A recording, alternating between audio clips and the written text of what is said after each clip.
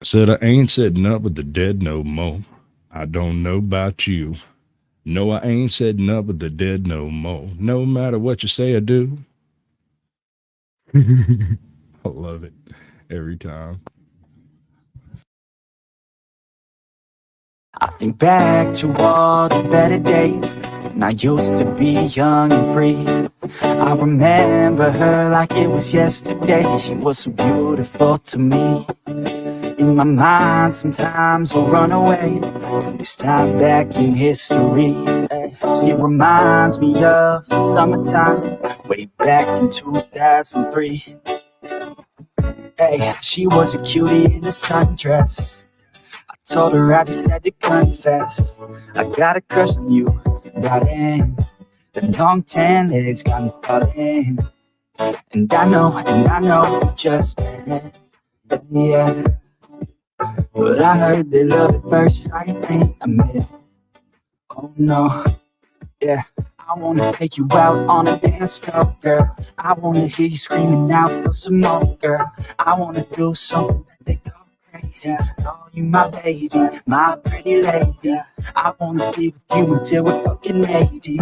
I wanna watch the sunset with you daily. Keep my baby safe as we live, always chasing. Hearts racing when I'm with you, I'm just saying yeah. To all the better days when I used to be young and free. I remember her like it was yesterday. She was so beautiful to me. In my mind, sometimes I'll run away. Stop back in history. She reminds me of the summertime, way back in 2003. Hey, I've been chilling on the coast with my homegirl. Palm trees and the time moving slow, girl. Back to my place, you can call it home, girl. And your Pilates on tap, you know, girl. I want a piece of you, you want a piece of me. Ray Bans on, gotta block out the heat. I love your smile too, I've never felt so free. Bring it on, girl, work that body here to me. And I know that summer only lasts 3 months. Yeah. We got the whole world, travel with me, girl. And we'll never stop chasing the sun. That's right. On the run, we ain't done till we find what we want. We can stop anytime we want. Cause we on the run, we ain't done till we find what we want. But I already found the one. I think back to all the better days when I used to be young and free. I remember her like it was yesterday. She was so beautiful to me.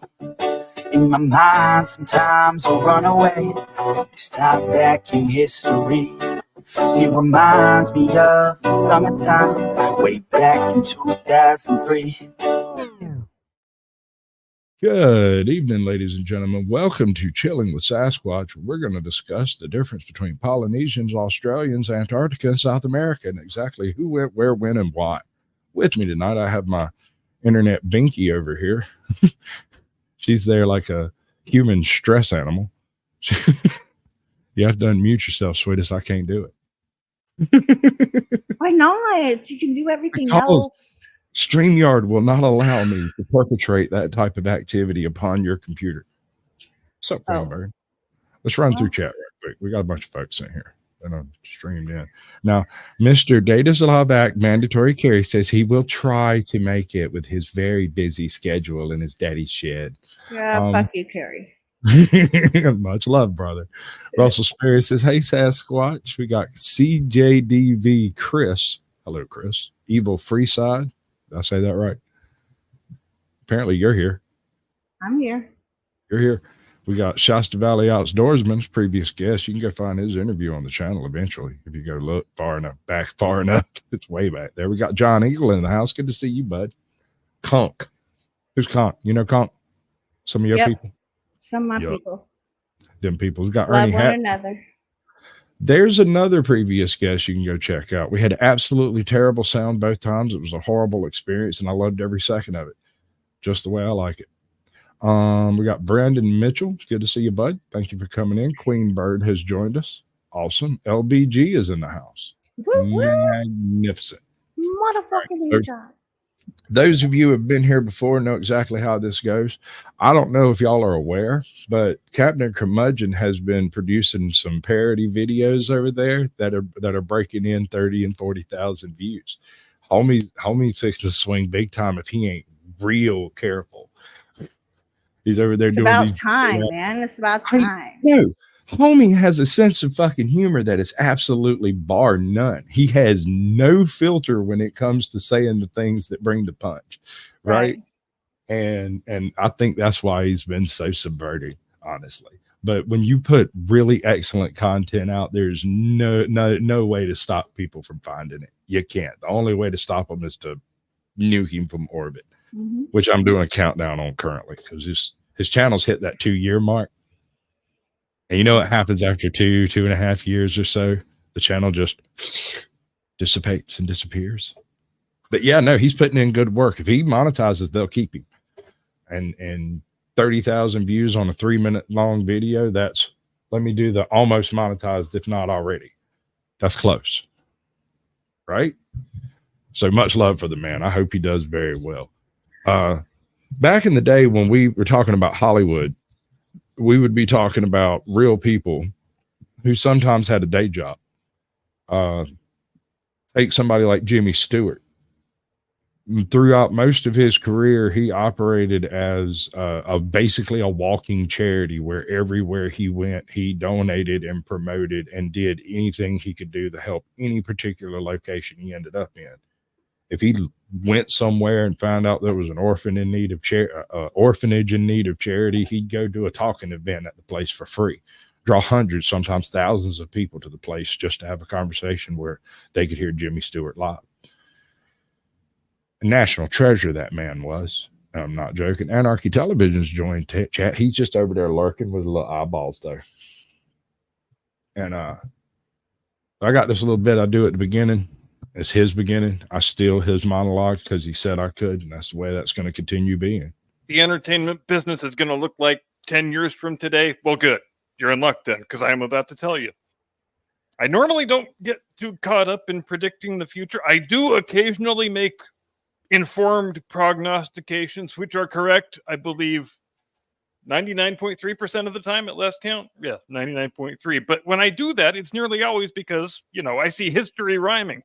But as far as crazy things that come out of left field that most people never saw coming, I usually don't see them coming either. But here I'm going to indulge myself and put on my futurist hat for a moment, because I do believe firmly that the way entertainment content is made and consumed is going to be fairly radically different a decade from today than it is today. So these writers who are currently on strike, they are more doomed than typewriter manufacturers were on the day they invented email. Human writers of filmed entertainment simply are not going to exist by the mid-2030s, at least not in the same form that they do now, because I'm here to tell you these AI bots are closer to making human writers redundant and obsolete than any human writer would ever care to admit. We might not even be 5 years away from the point where you can open up your little AI screenwriter app and type in, give me a John Ford Western, 212 pages in length, and then you step out to grab a coffee, and when you get back,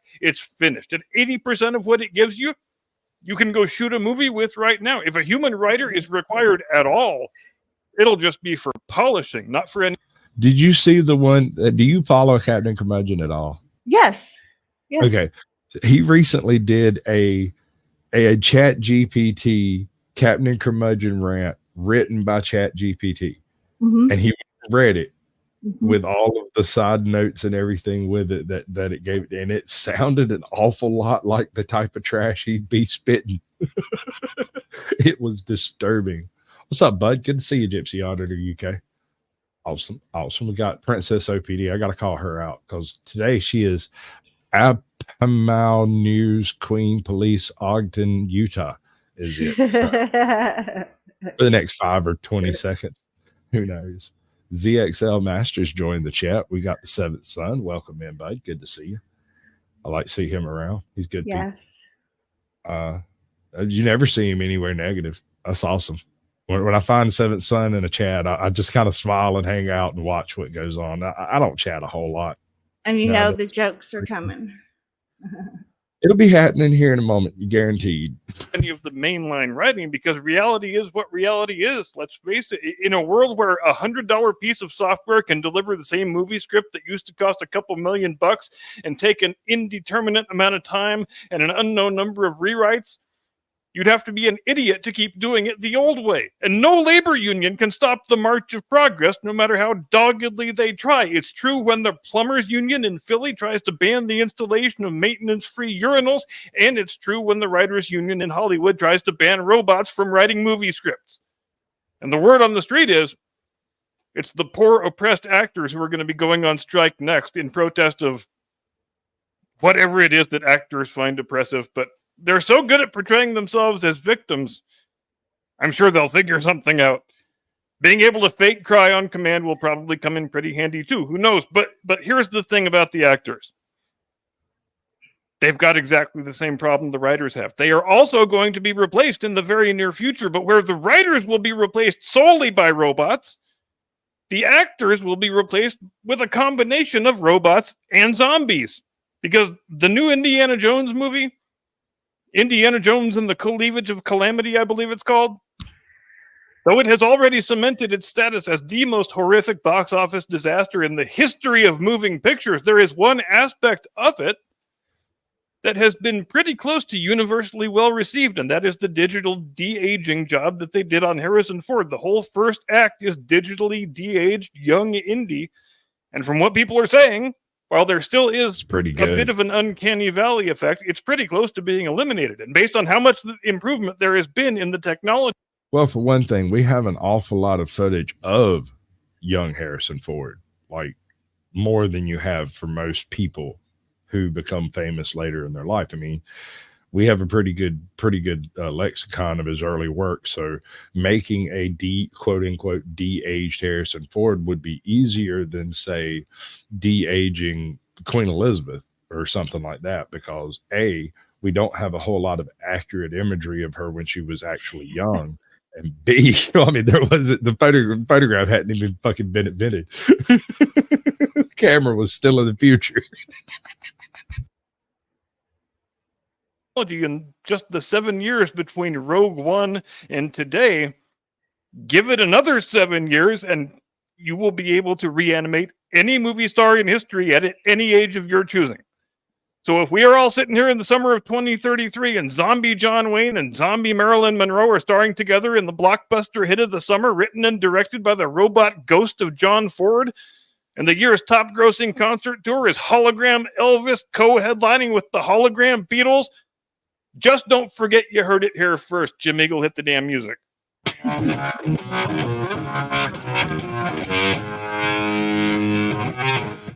high atop the back. Yep, that's the way he feels about it.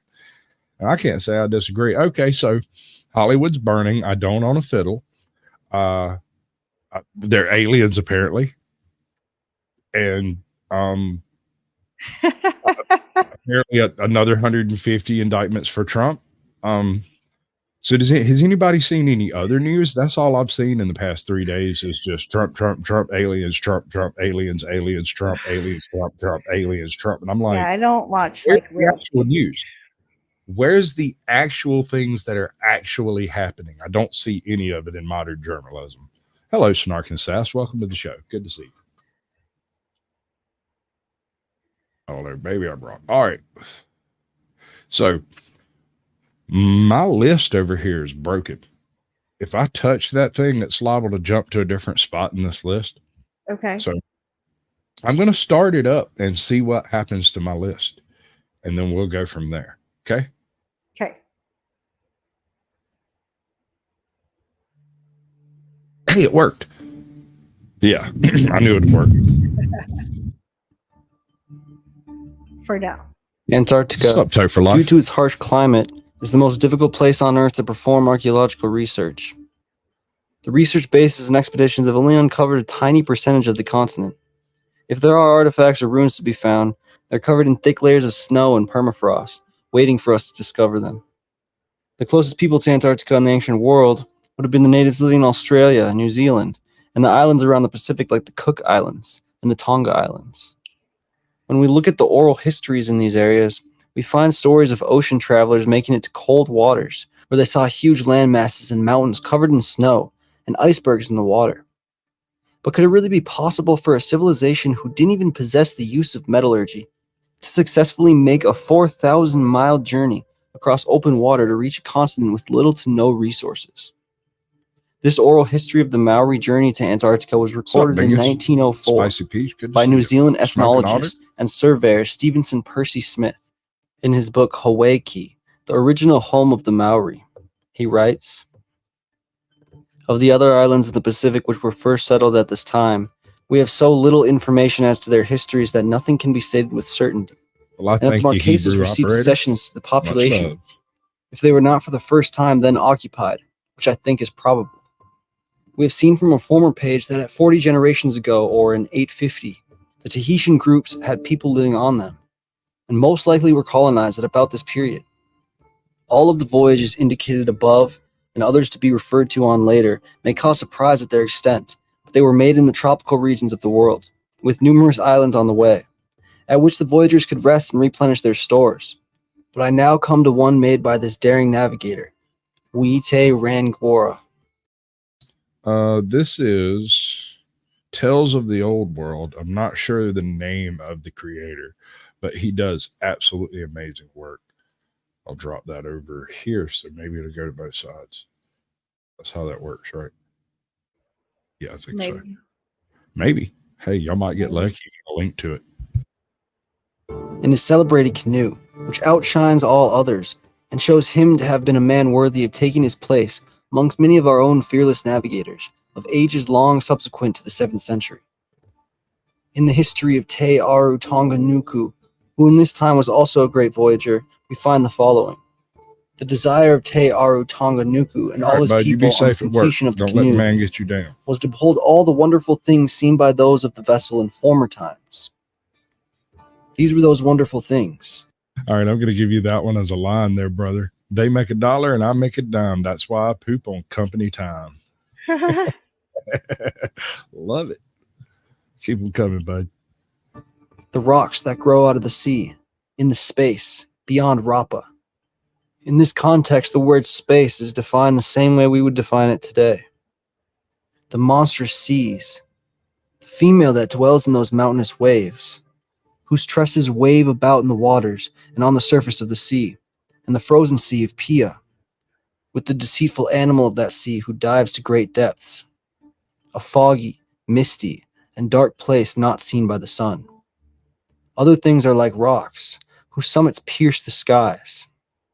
They are completely bare and without any vegetation on them.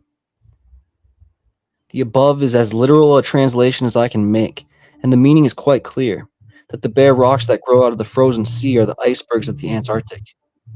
The tresses that float on the monstrous waves are the long leaves of the bull kelp, over 50 feet long, quite a new feature to the people who dwell. Now, as an observation, this is the same race of people that occupied Rapa Nui, Easter Island, the Hawaiian Islands, and part of the Aleutian chain. So thinking that they never made it to the Arctic is wrong.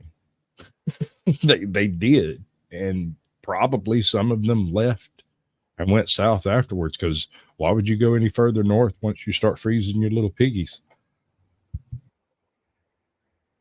Right? Would you? Oh, that place over there freezes up completely every winter. Maybe I won't row my canoe there. In No. fact, I think we will go south because it is warmer there. The only thing they didn't have going for them is they never found Georgia. They'd have just settled in God's country, you know. Mhm. The tropics, where there is nothing of the kind. The deceitful animal that dives so deep is the walrus, or sea lion, or sea elephant. The frozen ocean is expressed by the term for arrowroot, which when scraped is exactly like snow, to which this simple people compared it as the only or best simile known to them. Now, the Antarctic ice is to be found south of Rapa in about latitude 50 in the summertime, and consequently, both Wite Rangora and Te Aru Tonganuku, at different times, 250 years apart, must have gone to those high latitudes, as the story says, to see the wonders of the ocean. Since the above account of these Antarctic voyages was written in 1897, I have come across a further confirmation of the story. When relating my visit to eastern Polynesia to the Maoris of the Ngāraru tribe, west coast New Zealand, I was asked if I had also visited the part of the ocean where the traditions state that the seas run mountains high, coming along in 3 great waves at a time, and where dwelt the monster, the Marakio. Now, the Marakio is a well-known figure depicted on ancient Maori carvings, and the origin of which has much exercised our ethnologists. It has the body and face of a man, but the lower half is a fish's body and tail. In fact, it is just like the mermaid, but it Howard has, County, in good to see addition, you, 2 bud. long Welcome tusks in. coming out of the mouth, which the Maoris call ngongo, or tubes. Okie grower, good to see you. These are as long as from the mouth to the waist of the figure. To my mind, this is the Maori representation of the walrus, or sea elephant, which they could see only in high latitudes. The old man who questioned me on the subject clearly had it in his mind. The Marakio dwelt in that mysterious part of the world from whence their ancestors came to New Zealand. It would seem that this confirms the Raro-Tongan story. The Tongans have also some tradition of the ice-covered ocean, which they call Tai Fatu, which means the thick, fat-like, or congealed ocean, and to which some of their ancestors had been in long ages ago. This I learned from Reverend J.E. Moulton, the best living authority on Tongan traditions, who after this will deny to the Polynesians the honor that is their due as skillful and daring navigators. Here we find them boldly pushing out into the great unknown ocean in their frail canoes, actuated by the same love of adventure and discovery that characterizes our own race. Long before our ancestors had learned to venture out of sight of land, these bold sailors had explored the Antarctic seas and traversed the Pacific Ocean from end to end. Considering the means at their command, their lightly built canoes, the difficulty of provisioning the crew, the absence of any instruments to guide them, I feel justified in claiming for these bold navigators as high a place in the honor roll as many of our own distinguished Arctic and Antarctic explorers. Many people have doubted the ability of the Polynesians to make the lengthy voyages implied in finding the race in places so widely separated as Hawaii, Easter Island, New Zealand, and the Northwest Pacific south of the line. But we cannot doubt the very definite statements made in their own traditions. The love of adventure, of moving about from place to place, which is so characteristic of the race even in these days, has always been a feature in their lives.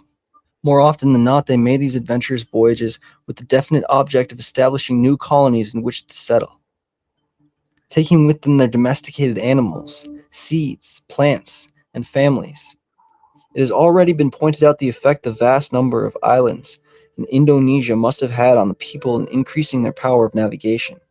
In passing onward by the New Guinea, the Solomons to the Fiji group, the idea must have forced itself into the minds of the people. The whole Howard County Observer. That is exactly why I picked a couple of videos to kind of give us a little nudge in the direction of being able to think intelligently about people who traveled 17,000 miles across the ocean in canoes with rice and freaking elephant ear root and a chicken.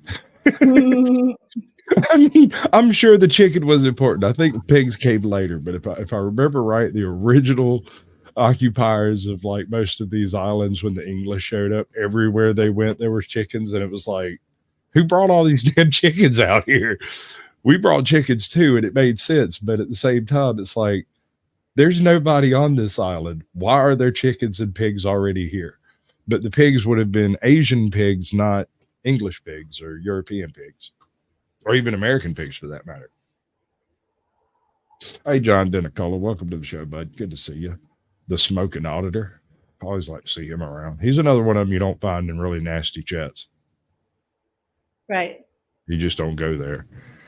Or if you do, you don't stick John. around for long. whole eastern world was covered with islands, and that they had only to move onward into the unknown to find more lands on which to settle.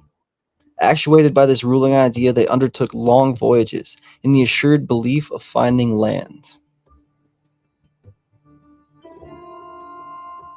This story, relayed to us in 1904, is held as truth by locals in New Zealand and the Cook Islands, but modern historians dismiss it as fiction. Could this journey even have been possible?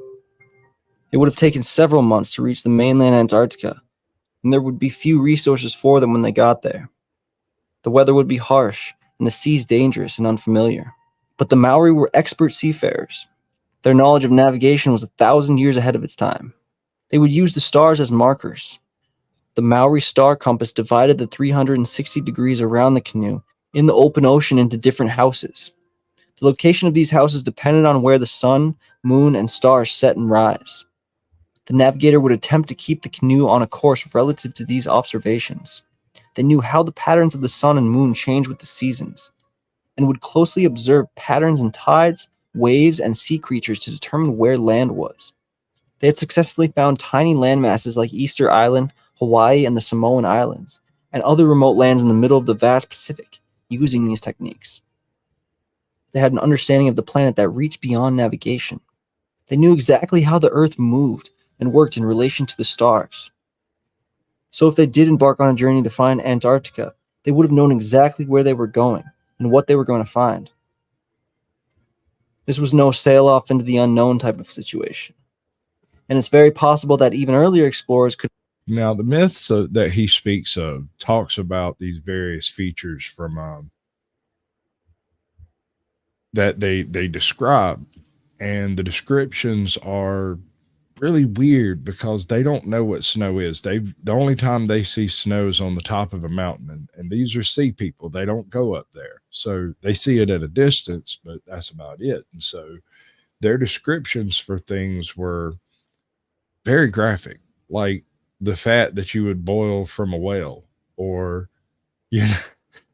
water like fat. That's a description they use in they use it in another place in results to in reference to a volcanic eruption. It was after the eruption had taken place, and nobody that was there had witnessed it. But when they got there was a bunch of pumice all over the place, and they used a similar descriptive as if it were fat. What's up, Angie Burks? Good to see you. And so when you're looking at these old myths, you have to kind of sort of take their inventiveness, that they're just as smart as you are. They just didn't have as many words or as much linguistic experience in their background. Gotcha. So they're not necessarily telling lies here. They're not, it may not be a mythical history, but an actual history layered with meanings. And so you can't take it, just like the stories of Odysseus and Troy. Odysseus may have been a man. We can't prove that, but Troy was a city. But it was the other way around before the foundations of Troy were found. People swore that Odysseus was a man, but Troy was a mythical city. And that's not the case. We can prove one of them existed, which lends credit to the other existing. So when we're talking about these old myths, just because it seems unlikely doesn't mean it's impossible. What's up, Izzy? Good to see you, darling. Welcome to the show. Yeah. So what do you think? Do you think the Polynesians made it to Antarctica? It's possible. I see no reason why they wouldn't have. I don't think they would have stayed. Not a whole bunch of stuff to eat down there, so why would you stick around? Right. And the Polynesians weren't renowned for eating whale, although there's a lot of other fishes down there too. So a skilled fisherman may not have the problems that you would expect, and as long as they stuck to the coast of Antarctica and didn't go in winter. That would be my suggestion. We got everybody in here. They all in your house. How about them apples? You said you wanted view time. There you go. Hopefully you don't catch copyrights. It'd be nice. Could have made this journey to go off of.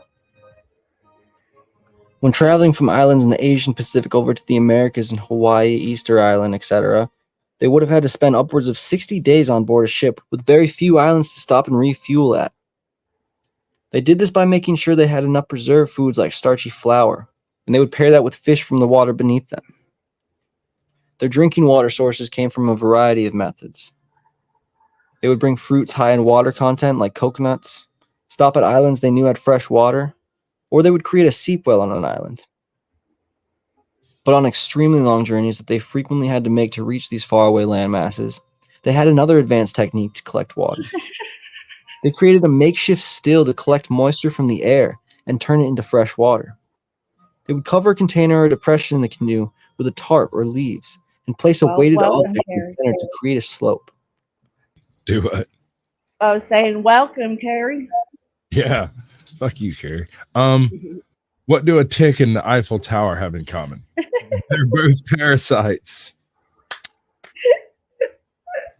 I really should get me a drum riff over here for situations just like this. Right. Oh, I'm going to put that on screen. Oh, no, not that one. His 7 subscribers need company. I don't know. He's probably got more now. Last time I looked, he had 7. I was telling everybody not to subscribe, but go subscribe. Screw him. He don't tell me what to do. What do you call a fish wearing a bow tie? Sophisticated.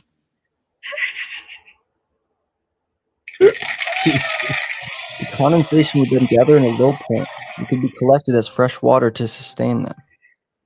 These boats they were sailing in were also not the tiny canoes we usually associate with the Polynesians. At one time in their history, they had massive ships that reached dimensions of 50 to 100 feet. They were double-hulled with a huge sail and a raft-like platform, able to accommodate many sailors. These large vessels fell out of use, and the technology to build them was eventually lost. So they could have incorporated other advanced techniques of travel that we still just don't know about. But what about artifacts? Surely if they reached Antarctica, they would have touched down on land to search for resources, hunt, and survey the land. If they left the tiniest artifact on the continent, it would prove humans have known about the icy world over 1,000 years before European explorers found it. Hey, cat. As of today, there have been no ancient artifacts found in Antarctica that we know of, but there have been on islands nearby. Archaeologists have found Maori pot shards on the Antipodes Islands, off the southernmost tip of New Zealand, and on the Enderby Island, which is considerably south of the Antipodes. These pottery shards date back to the 13th or 14th century.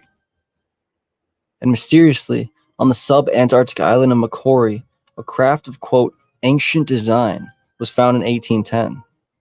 This is considerably south and west of the Auckland Islands, only 560 miles from mainland Antarctica.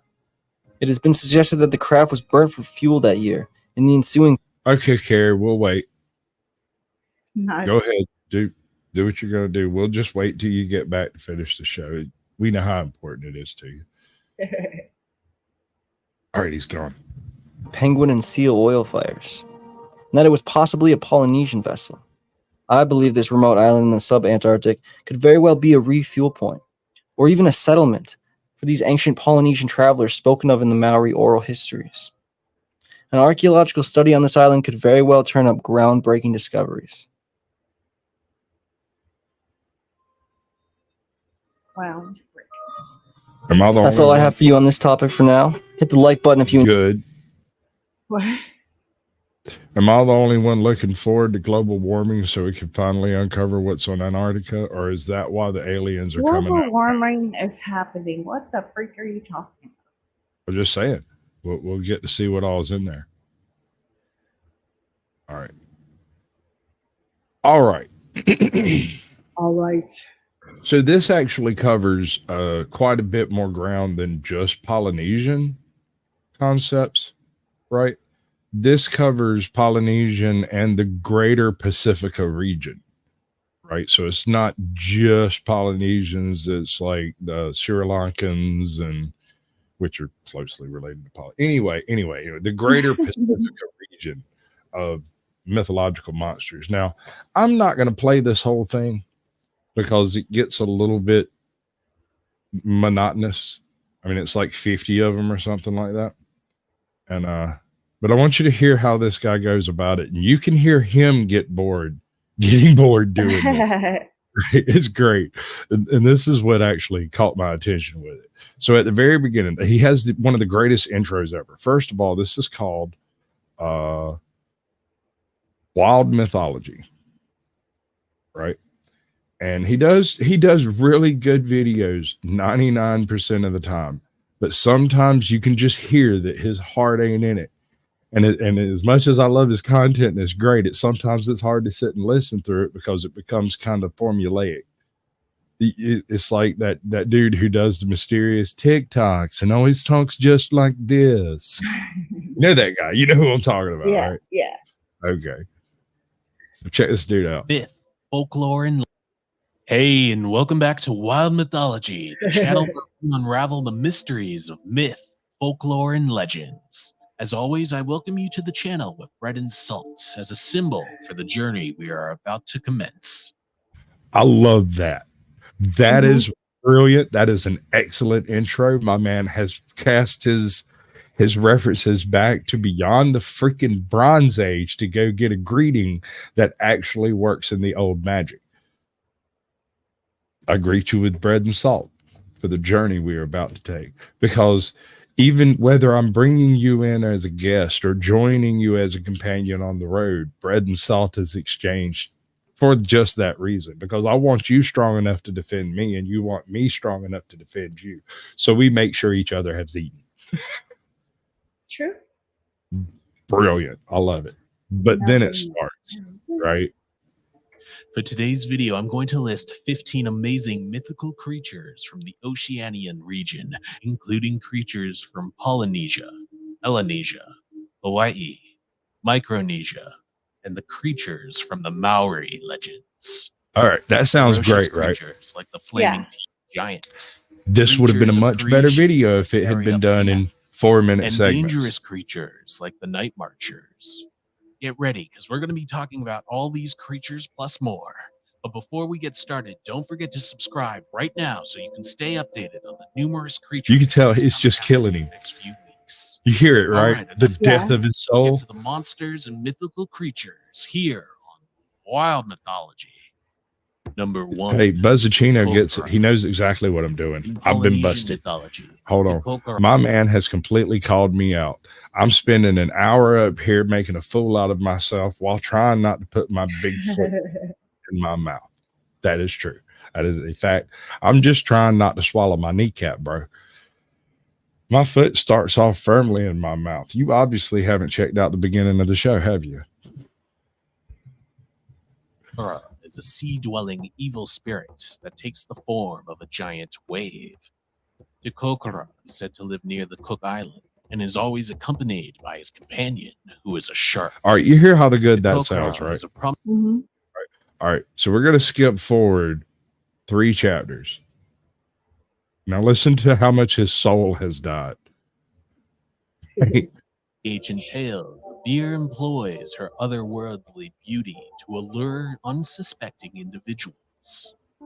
Once they are in her grasp, she conjures reeds to spontaneously emerge. Spontaneously.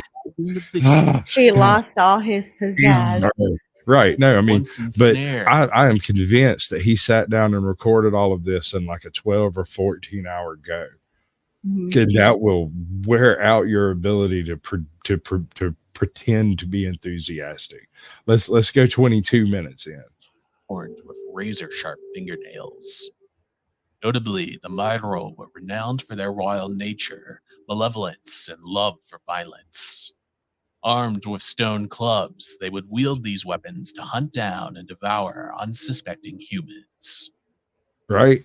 So slowly he gets all the life sucked out of it. Then the next day he starts up and he sounds like Sam Elliott in the old beef commercial. Not that it's bad. I'm not saying it's bad. It's good stuff. It's just it would have worked better across a few videos instead of all in one big pile. This is a 30-minute video straight. And Yeah. if my man sat down and recorded all of this, more power to him, because I spent 4 hours this morning on 6 lines. Yep. I didn't like it. You know me. I didn't like it. So I had to do it again, right? Right. Because I didn't like it. So yeah. So I sent homie his work that he wanted me to do for some. My man's trying to put together a company with thermal technology and drones to come to your house where you saw your Bigfoot and come search the area for thermal sightings at night while you sleep with a full diagnostic and with professional. I don't know. It sounds like a scam to me, but I really like the lines. So I recorded them. I don't know. I'm going to try to get him on to come talk about it because, like I said, it kind of sounds like a scam to me. Or maybe he's full on legit and is going to go hunt Bigfoots. He's got a good gimmick. You're Right. using 4 or 5 drones and a bunch of FLIR. Oh, baby, you're way ahead of the curve. As far as these guys out here with a camera kicking around things in the dark, tripping over shit and hurting themselves, you're way ahead of the curve. You go sit in your truck, fly that thing around. Turn on the air conditioner, hon. It's getting a little warm, Giving them help. right? No excuse to do it all at once. What if you're better that way? The I'm going to make him say that. Hold on. Number 17. Patupayare. Patupayare.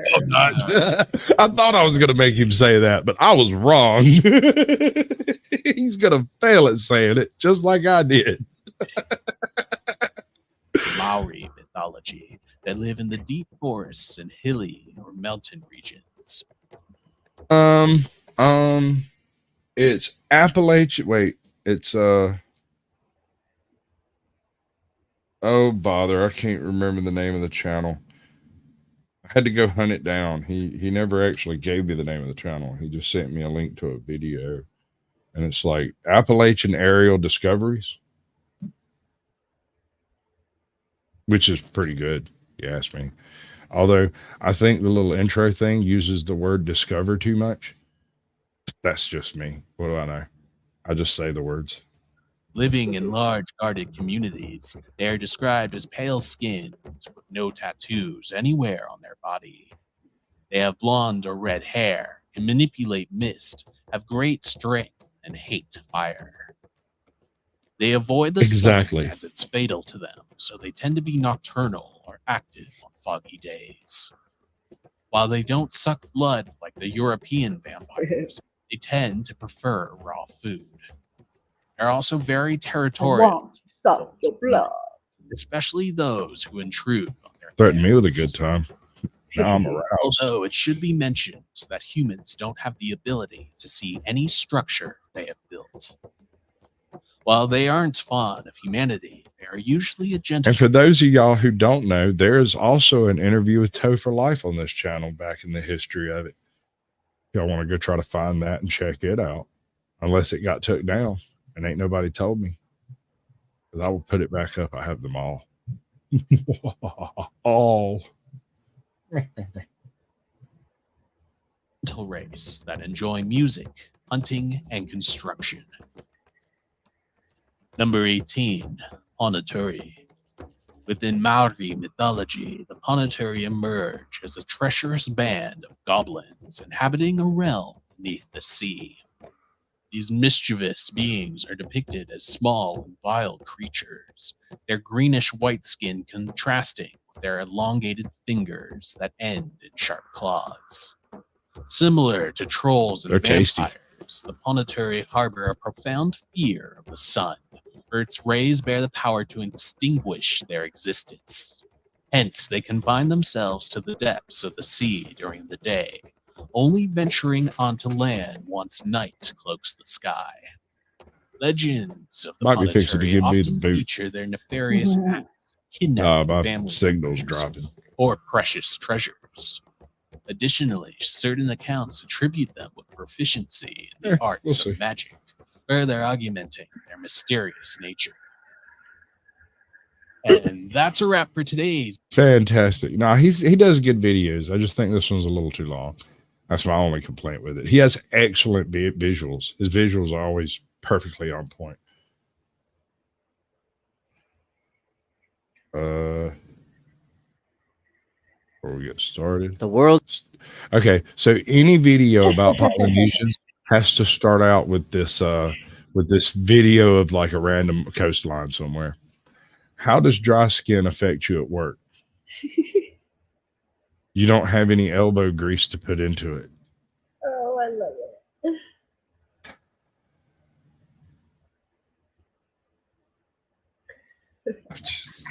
You kill my soul a little bit every time. A Um, little bit of my soul dies. That's great. Hello, Lady Justice, Liberty Press. Welcome to the show. Good to see you. Skadoosh. So does Toe. Toe says so. Hey. Hi. All right, so this is a little bit of a smaller channel.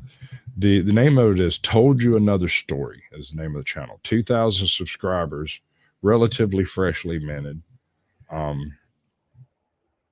wrong hole. Let's put it in the right hole. Might What you help. said. A little bit of lube, it'll be all right. No. Would you stop it? No. Connery voice.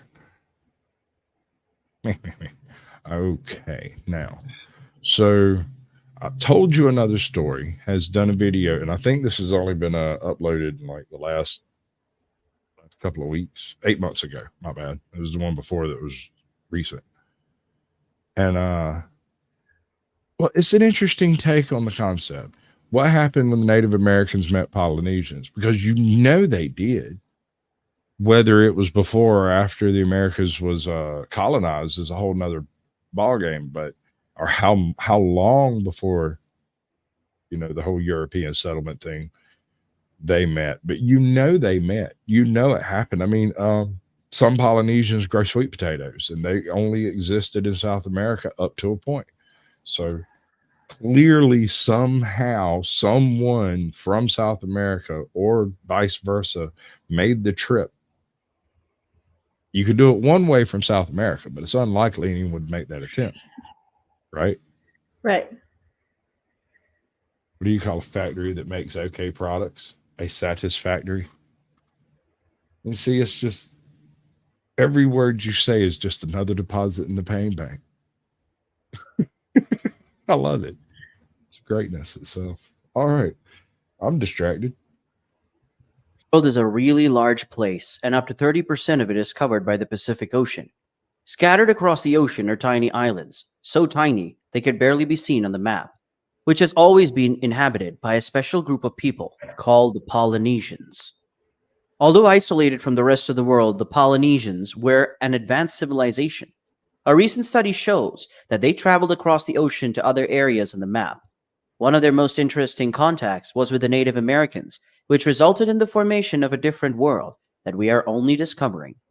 Welcome to the Told You Another Story channel. In today's video, we'll be talking about what happened after the Native Americans came in contact with the Polynesians. Of course they did, ATL.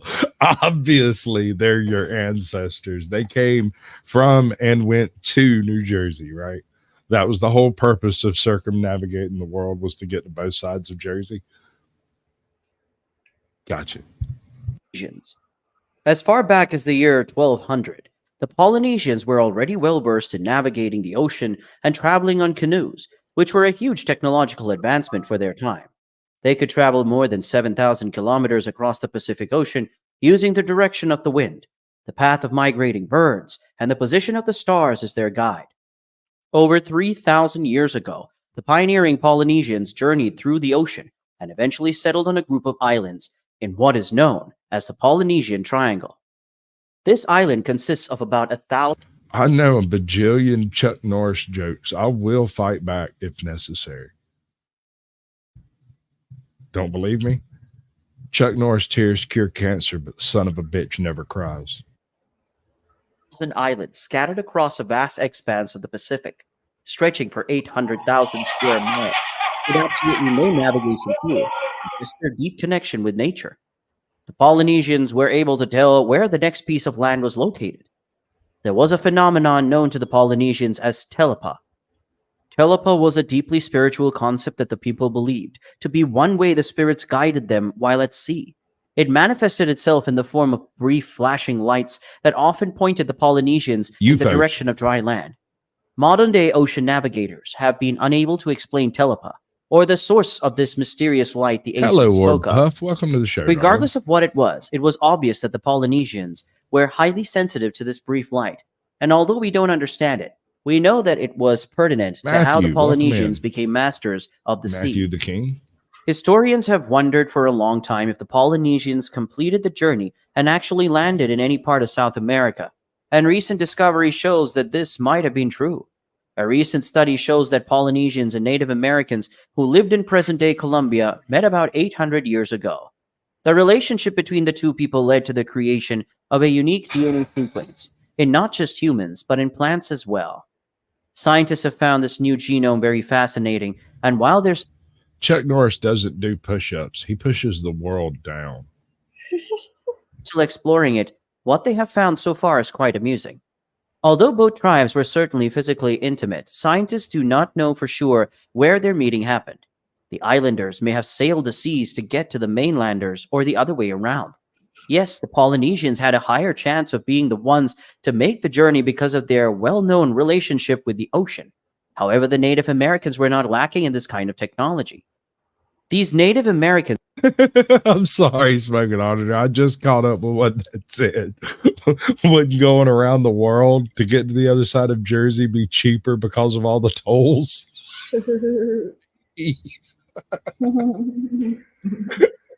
I'm sorry, that had the slow roast in there. I didn't get it at first. were closely related to the most advanced civilization at the time, the Incas, and therefore had their hands on some pretty decent sailing tools.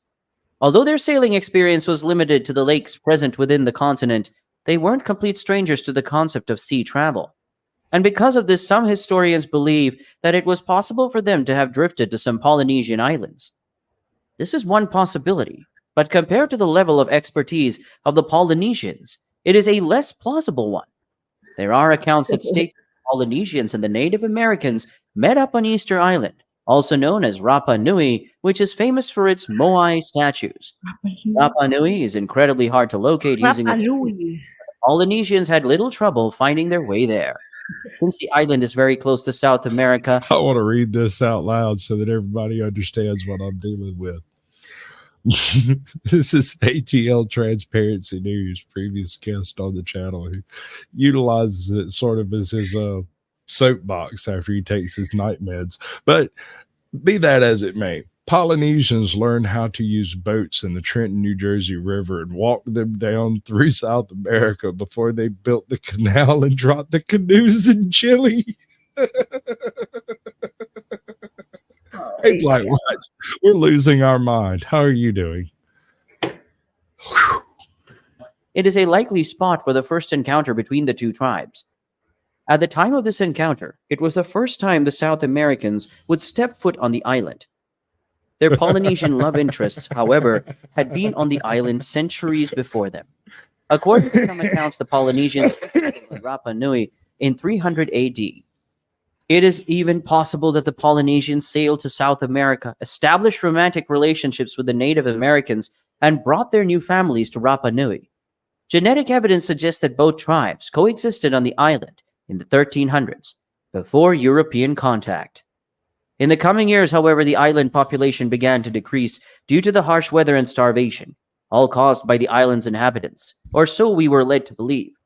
Some historians claim that the islanders began to cut down the heads Those of the damn moai statues, Europeans. and in the process they cut down a lot of trees. The rate of deforestation was alarming, and as a result the island lost its shade from the scorching heat, and the islanders lost their main source of food. Another group of historians believes that the deforestation of the island was caused by a rat infestation. Around that time, the population of giant rats skyrocketed, and these creatures attacked and All right. So two things took place right before the deforestation of a lot of the Polynesian islands. One, contact was made across the Wallace Line, which introduced a handful of southern rats to northern places and a handful of northern rats to southern places. In both cases, they went feral and became invasive type species. It's believed that the introduction of one of the southern rats to Rapa Nui was a leading factor in the deforestation beyond just the cutting of the trees, right? Are you having an argument over here? What are we doing?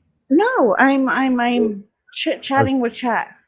Chat, and chit. ATL is trying to say I look big and healthy, but yet 15 years younger. Liar. And ZXL is saying, deep thinking required about how many sides the cube has. And I'm like, that's not deep Well, that thinking. depends buddy. on if you count the inside sides. I mean, yeah. Well, he no. says 8. Well, how many sides does a box have? It's a box. many It's not a sides? cube. It's not 8 Correct. sides. Correct. There's some on the inside too. Correct. There's some on the sides of the side. I hope you succeed in getting stoned, bro. I hope that works for you. Yeah, no, you do look incredible, no joke. And I stole that line from ATL. Thank you. Thank Absolutely. you. Affected the roots of the trees, causing most of them to die from their roots. In any case, the population of the islanders reduced significantly, and the proof of the existence of a mixed DNA was almost wiped away. A recent study that took the genome of over 800 people showed that not all proof of the contact between the Polynesians and Native Americans had been lost. Part of these people were taken from 17 different groups from the Pacific Islands, which include... Was it a werewolf or was it Dogman? Because I'm desperately looking for a full-on Dogman channel to come talk to me about Dogman, because I'm going to need some explanation. Somebody got some explaining to do. I done crawled all across these swamps down here in the south, all over Georgia, North Georgia, mountains, hills, seacoast. I ain't never seen nothing ought to be no Dogman. I've seen a couple of really scary swamp puppies, but what weren't no Dogman. Seen some fuzzy people, weren't no Dogman. I mean, this guy was bikini wax away from voting Democrat. They probably sent him a mail-in ballot. Include Polynesian islands and Vanuatu, and the other set of people were from 15 Native American tribes across the Pacific coast. When their DNA sequences were compared, they noticed striking similarities between these tribes. What's interesting is that most of these tribes had absolutely nothing in common, except for shared history, That's cool. most of which had been wiped away. DNA obtained from people originating from the Marquesas Islands shared incredible similarities with tribes indigenous to parts of Colombia and Ecuador, known as the Zenu. This culture, which is now extinct, thrived from 2000 BC until the 1100s, when its population began to decline. The Zenu were highly skilled people who were masters in all forms of art and canoe making. They were known to have traveled on their canoes to the Pacific Islands. When they got to the Pacific Islands, they were welcomed by the natives. Oh, did you and see got that, Carrie? comfortable. So comfortable Cantaloupe. that they developed What'd she intimate call it? relationships with Hold them. on. What? Cantaloupe? Cantaloupe? I can't remember what she called it. It was already horrible. Cantaloupe? Yeah, no, it was some British chick who had recently discovered a cantaloupe, and she had apparently never heard the word actually said. And she's going nuts on TikTok about how great cantaloupe is. I'm like, no, chick, no. This was the earliest account of an encounter between South Americans and Polynesians, and it is highly likely that this one opened the way for the subsequent encounter at Rapa Nui. Another study conducted in 2014 confirmed the contact between the two people. The study included 27 people who were modern-day citizens of Rapa Nui. These people were found to have Polynesian and Native American ancestry, which dates back to between 1300 and 1500. This was at least 200 years before the first Europeans landed on the island. Many people assume that because of the closeness of Rapa Nui to the Pacific coast of South America, it was the only place where Polynesian Native Americans settled. The Zenu people are an exception, we've already talked about, but research has exposed a few more examples. According to research, many Polynesian Native Americans had reached the south of the Pacific Islands by the year 1150. These islands are located more than 2,200 miles away from Rapa Nui. From there, these interracial populations migrated to North Marquesas, Palliser, and Mangareva. Some even returned to Rapa Nui. Another genetic evidence that is proof of this contact is found in plants, specifically a species of sweet potato, which is indigenous to the Andes in South America. These species were found growing on the Pacific Islands, and was eaten by Polynesians for many years before Europeans invaded their lands. The Invaded. introduction of this plant to the Pacific Islands also dates back to the period when genes from the Polynesians and Native Americans began to mix. Despite the amount of evidence that had been found regarding this historical event, only a small number of people still carry the Polynesian Native American genes, and this number is expected to reduce in the coming years. Hey, Orby, you mispronounced "fuck you," Carrie. You spelled it too. But a bump. Oh, wait. Dang. Oh, I forget which one. Whatever. Pick one. Pick one. I don't care. Just make a noise. Prove that you're alive, baby. All right. You know where we're at, right? Yeah. All right. Listen. I need you to drop my link in your chat because I'm fixing to end it over there on your channel. I'm going to do my little play out that I do. And then when we come back, we're checking out the entire saga of Medieval Weapon. And if you don't know what that is, that's your loss, man, because we're going straight, and I'm not even joking, into some serious paleontology. Yes, sir. You know about cars? Yes, I'm a paleontologist. Oh, it's okay. There's dynamite in this bag, too. I am a paleontologist. I'm a paleontologist. Paleontologists study really old stuff. Like crackers. Because bad movies are funny. So that's what we're going to do after this. It's something I dug up from like 2009 out of the depths of the Wayback Machine or whatever. Something I remembered and was like, oh, yeah. I had something of a high school reunion with a bunch of old heathens and dropouts, not actual graduation reunion type thing, but and we got to talking about some of the old videos we used to watch, and I was like, oh yeah, that's exactly what YouTube paleontology is all about. So I'm going to drop you backstage, I'm going to play out, and then I'm going to drop the link in chat and bring everybody back in. And remember, if I don't see you and know you, I'm not going out like that. You got anything you want to say? Toodles. That's Thanks it. for coming. Yep. All right. So this is where I push a little button over here and some things happen, and then we'll be right back. Don't go anywhere. Or actually come over here because that's going away, and we'll be over here doing things while you're over there trying to figure out what just happened. I wonder which one I'm going to use to go out. We'll do this one. Sorry. Good news, though. We're going to have to move the party somewhere a little bit more private, but you're all invited. Lorenzo will give you the details. Yeah! Hey, she was a cutie in a sundress. I told her I just had to confess. I got a crush on you, darling. Them long tan legs got me falling. Douche. Do it that way. Paste that booger right there. Go bam. Let me look over here. Yeah, no, that's cool. Take you a minute. You got time. I gotta go hunt up the right playlist for all this to work out anyway. So I'm gonna have to mute up. All right, I got you, bud. I'll bring you in a second. Let me get this started up right.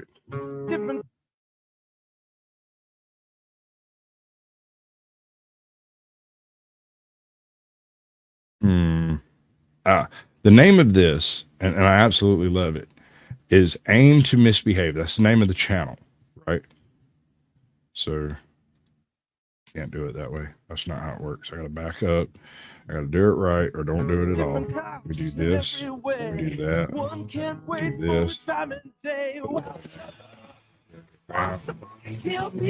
I know. He wants to kill people. I got you. But I don't want to do that way. I want to do it so that everything falls in order correctly, because I did it and I know I can do it again because I remember how I did it, just like this. All right. ATL, good to see you, bud. Age ought to be back in a minute. She had to go 10 to the back 40 or something. I don't know. What's up, Scully? Good to see you, bud. links are floating around. I'm going to give everybody a minute that's over yonder wants to join and come in, and I'm going to end the whole sharing thing because this is probably going to get copyrighted, just about guaranteed.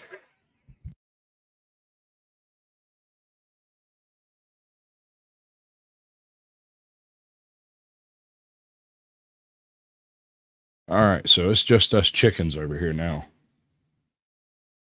Can I hear you, Nick? ATL? Yep, there we go. All right. So you got some medieval weapons you want to bring up? Oh, no, actually. So back in mid 2000s at some point, there was the discussion about they're doing a new Lethal Weapon movie. It didn't happen, but something about that triggered some folks to decide to make what they call medieval weapon, which is the Lethal Weapon concept, but in a medieval town. And they did it. They filmed the whole thing through Skyrim. And it's absolutely terrible and absolutely amazing at the same time. At the same time. The same. And that's what this is here? That's what's fixing to be playing, yeah. And it's got all kinds of terrible, cheesy lines. It's excellent YouTube archaeology, paleontology. And Embers is whatever ontology. And I can't figure out how to do it. Wait, I know how to do it. All right, I'm gonna play it and try to get a link. In every way, one can't wait for retirement. Kill people.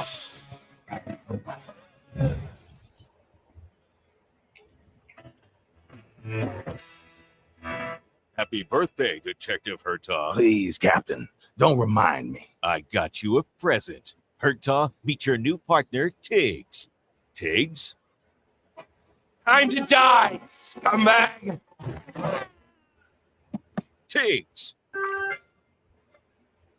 Sorry about that, Captain. I was just getting a hot dog.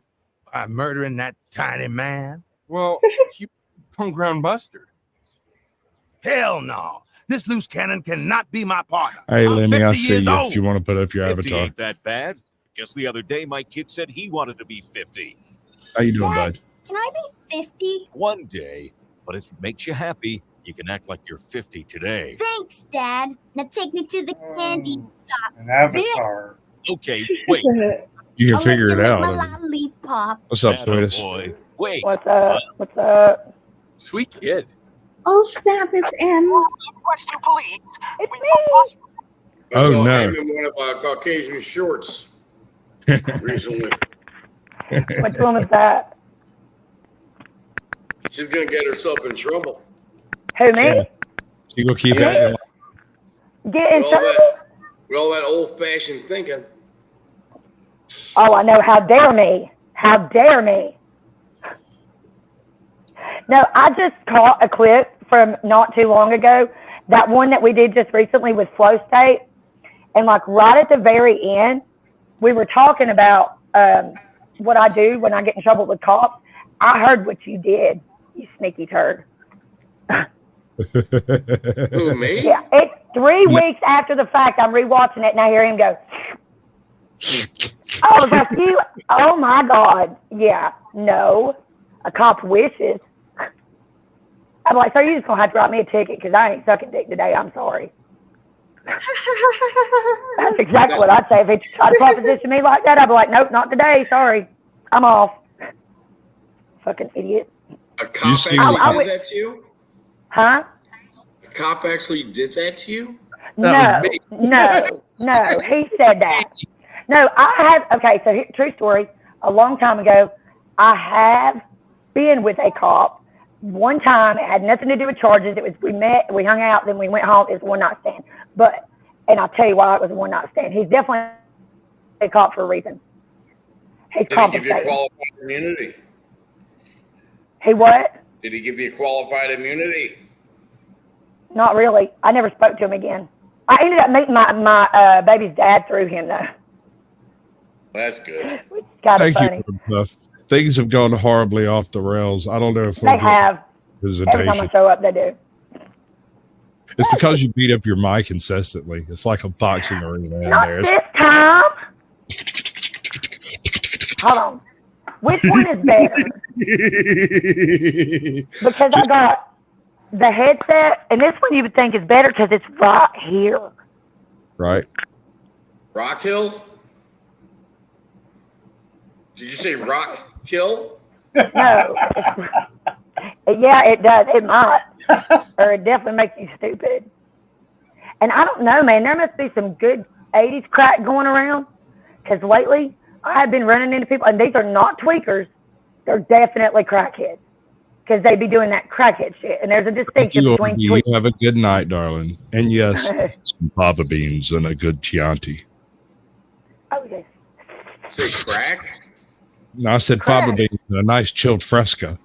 Is crack a thing still? Do people still do crack? Yes, people do still do crack. I'd get you a cookie tonight. How far are you? How much money? There's probably somebody upstairs somewhere that's calling on them right now as we speak. Truth be known. I ain't got it like that now. I'm going to have to call somebody. They're going to have to call somebody. We're going to have to wait. I'd have to call them and be like, hey, you holding? This bitch be like calling them from downstairs. Hey, come here. That's fucking terrible. I don't smoke crack. I literally, that's one thing I'm actually proud of. I've never smoked crack. Never. I don't know how around you that much?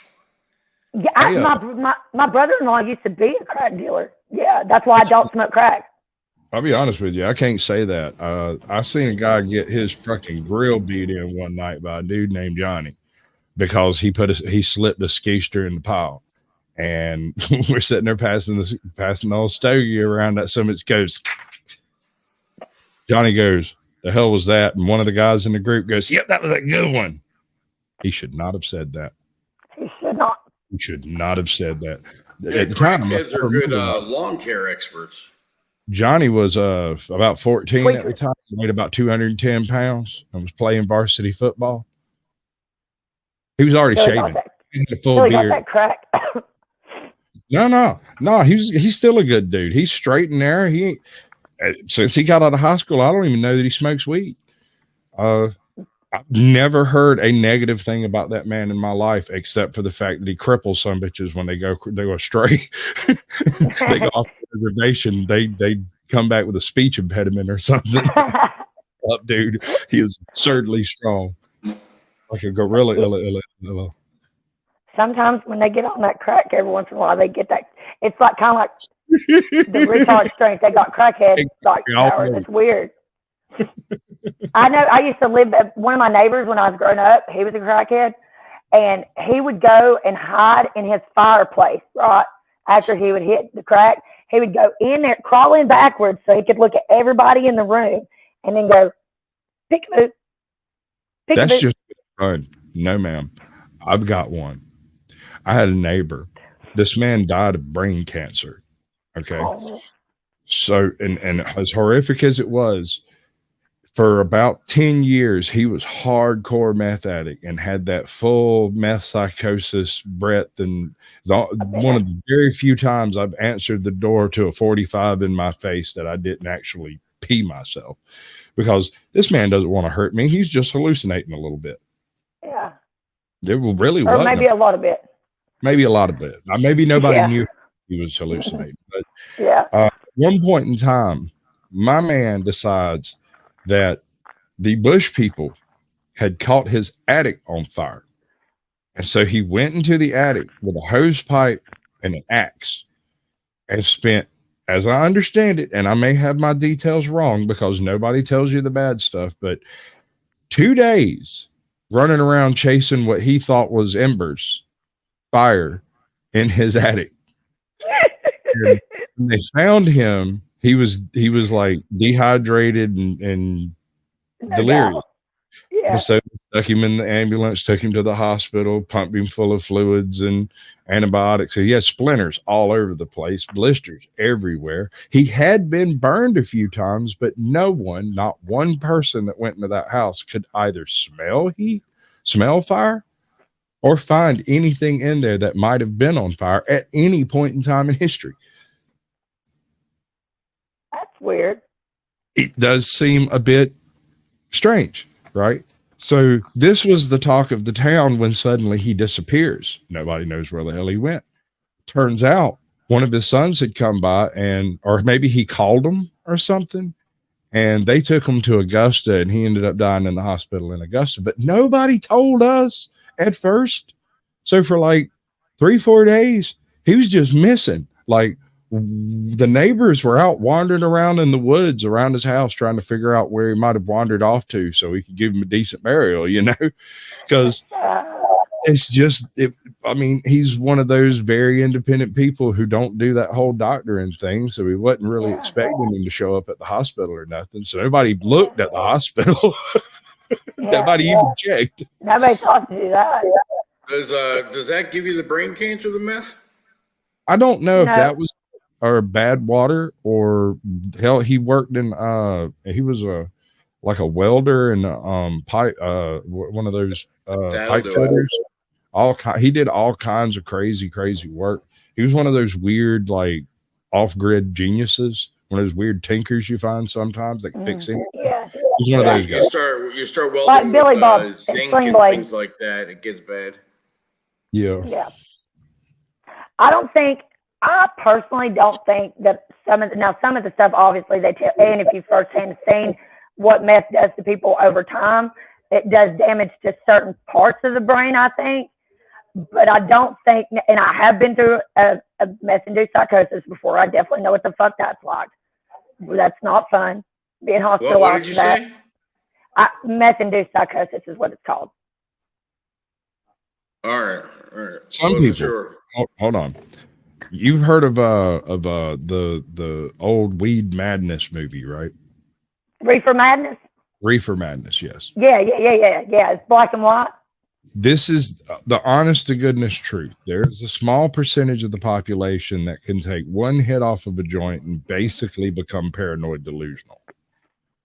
Likewise, there is a segment of the population that can take one hit off of a meth pipe and become completely psychotic. These people go from being perfectly rational individuals to hiding in the gears of a combine from people that don't exist. Well, isn't that why you do the drugs? No, that is not why you do it. There is a commercial from the mid 90s that explains drug use. No matter how you do. Hello, Annie Jack, welcome in. That doesn't matter how you put it together. This is the general physics of drugs. And it was an old dare to say no to drug commercial. And it was I work more hours so I can buy more cocaine, so I can make more money, so I can work make more money. I work more hours so I can buy more cocaine. and while it might not necessarily be hours that you're trading out there, you're trading out money in any of them. Right. Okay. A little bit of your soul with every transaction. Only a little bit of your soul, some of your ass probably too. Like, come on. There used to be this stuff that came out of the West, as far as I know. I was always told it comes from California, but you can't believe meth head, right? What? So, yeah, you can't. Man, people, that's not true.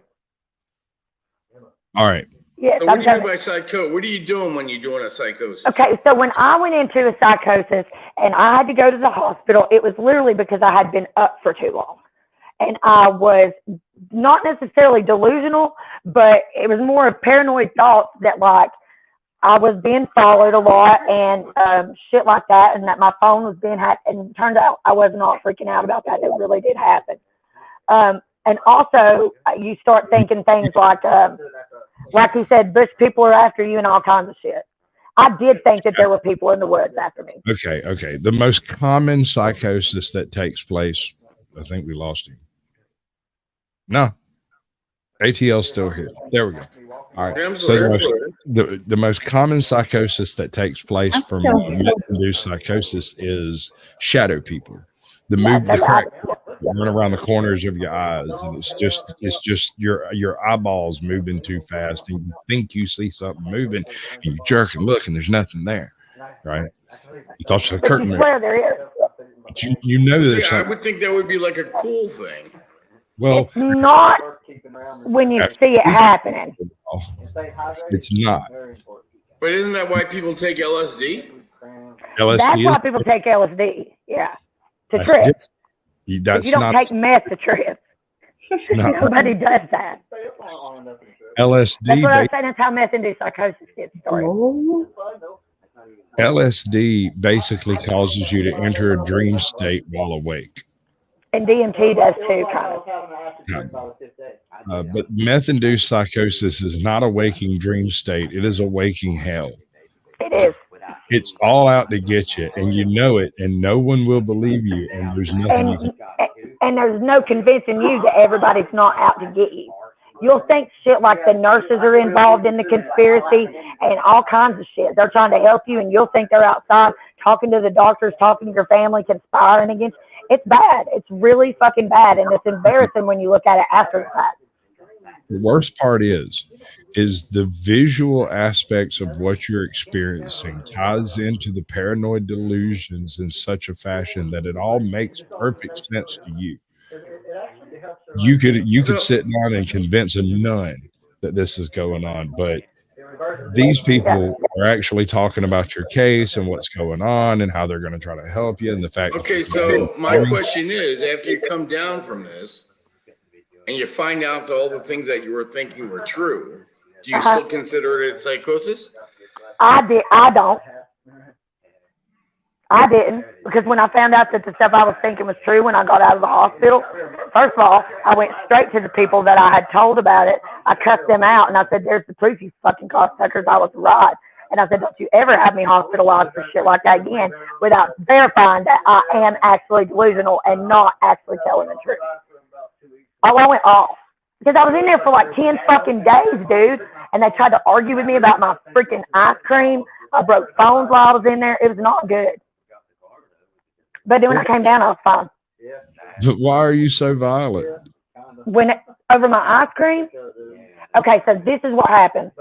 Every day, I've been violent over my ice cream. Well, I was able to get it at any time while I was in there for the first couple of days, right? It didn't matter what time of day or night it was, you could get ice cream at snack time. I'd go up there one morning, and I asked for my ice cream, and they go, you can't have it till after lunch. And I'm like, what? And they're like, yeah, it's a new policy. And I was like, fuck your policy. I've had it during the morning every other day. I want my ice cream. They told me no one more time, and this was like day 3, so I'm still kind of out of it. I went all the way down the hall that I was on, and every phone that was hanging there, I smashed that receiver. Anti-addict gets meth up gator. No, like mixing meth with LSD after being put in the parade on the calligraphy float. 3 things that make no sense, but when you involve meth psychosis, suddenly it makes sense. That's exactly what you'll be dealing with. Everyone's watching you. No, you're telling everyone to stop. They won't stop because you're making a scene and you're naked and wet and alone in a crowd. I've seen that. I went to hey, visit a friend one day. Welcome in, darling. Good to see you. It sounds like, because it sounds like the psychosis thing is you're acting appropriately, but just, you're on speed or something. Well, did you ever go to Walmart at 3 a.m. and see people at Walmart at 3 a.m.? Yes. Those people are definitely tweakers. They're the only motherfuckers that go to Walmart at 3 a.m.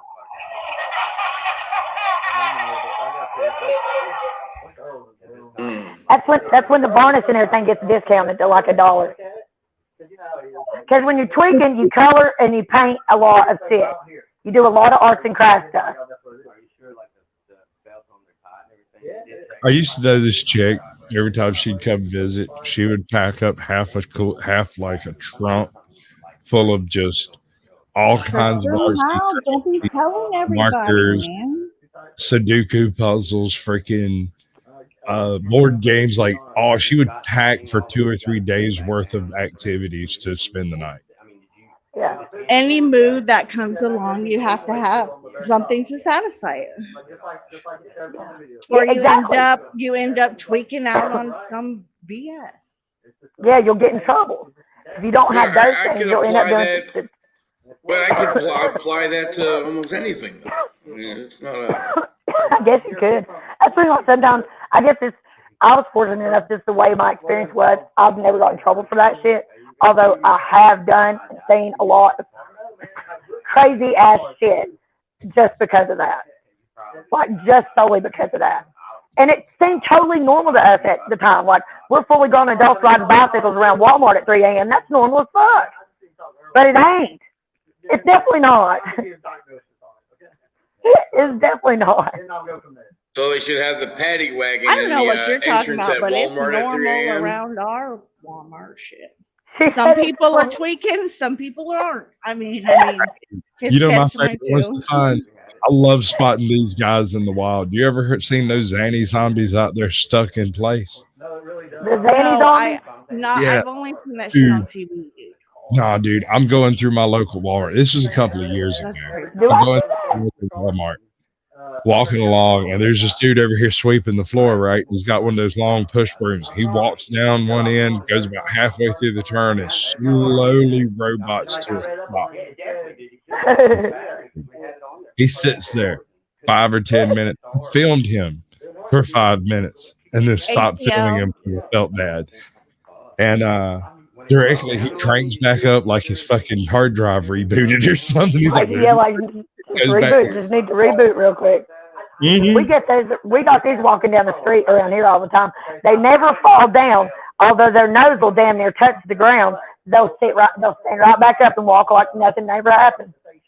I'm like, what? So why aren't the police at Walmart at 3 o'clock in the morning arresting There are people? police at Walmart. Why? What are they going to arrest them for? Being under the influence? Tweaking? You can't. They got to prove it. Not against the law to be tweaking. It is against the law to drugs, to do drugs, to be witnessed doing drugs, buy drugs, sell drugs, transport drugs, or collect drugs in any way. But there's no law that says you can't ride bikes in Walmart while you're fucked up. They can't stop you from just being high. That's crazy. Well, first they weren't to search you, dude. Next time I go to Walmart, I'm going to get on one of their bikes. And I'm going to film it, and I'm going to ride a loop around there and see if anybody says a damn thing to me. I used to have a buddy of mine. You agree with this, AJ? It's not that I agree with it. I know it to be facts. ATL. If I go to Walmart at 3 o'clock this morning, I'm going to see crazy people. Yeah, you will see yes, and some are normal You crazy. can hear your whole room, honey. You go there at 9 a.m. and see crazy people. Yeah. I would advise, in fact, that you go in, don't try to go in and catch them while you're still awake. But right? most Walmarts aren't even open 24 hours anymore. Most of them aren't, but if you find a 24-hour Walmart, go to bed, set your alarm a couple of hours early, get up at 4 a.m. and go in there and see what kind of madness is going on. But tell me if you find one that's open 24 hours, because I want to know. Ours aren't anymore. They quit doing all that shit. Ours is open 24 hours. Well, when I come visit you, we're going to go play at Walmart at 3 a.m. Okay. All right. I'm up for it. Hell yeah. You realize that's a Georgia Walmart, right? Yes. Okay.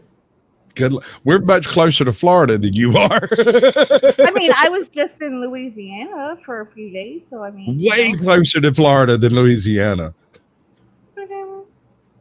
I know Louisiana got some shit, but it got cleaned out a while back. It's taken a little while to retake its location as the pinnacle of nastiness that Florida has clearly taken the crown of crazy. Do you know that Jason Brashears was just here in Asheville not too long ago, like a couple weeks ago? I fucking missed it. Totally missed it. Does anybody know who that is? That's Archaic. No. Y'all not? You do, don't you, Sasquatch? I don't. Archaic. The channel Archaic.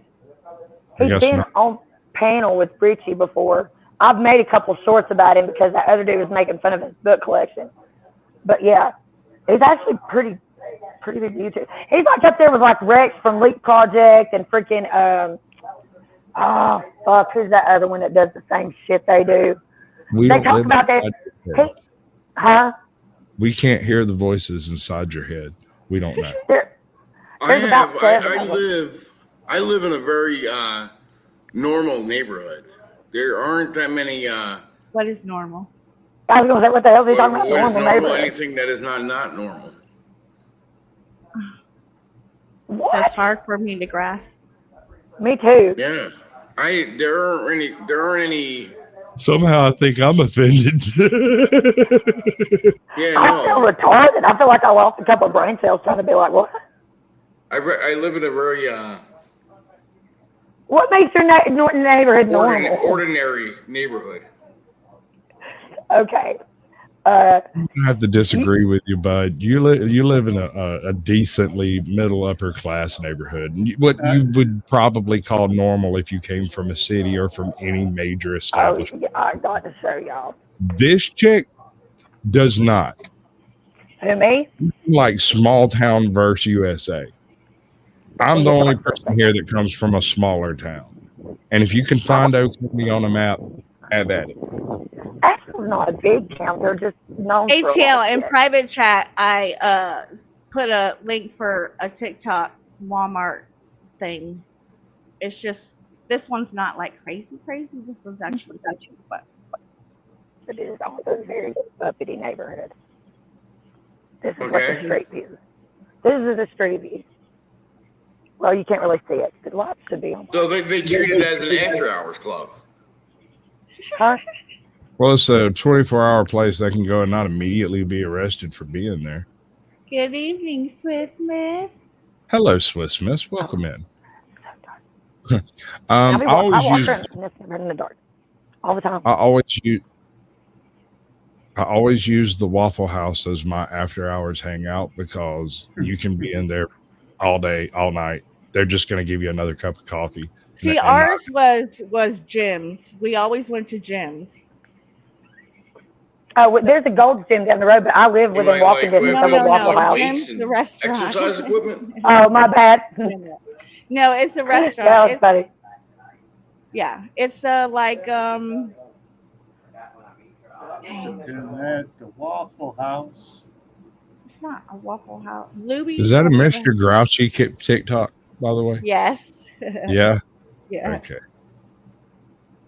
I see what you mean. Okay.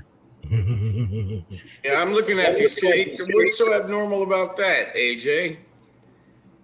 Really? I mean, a Grinch just start busting out dancing in the middle of Walmart? That's not even that. I mean, no. that's not like a crazy. I mean, I'll find you a crazy. I If I mean, had that's a- I would see that and move on. That wouldn't even faze me. Okay, here you go. What about this one then? I'll see. I didn't get it yet. I still don't get it yet.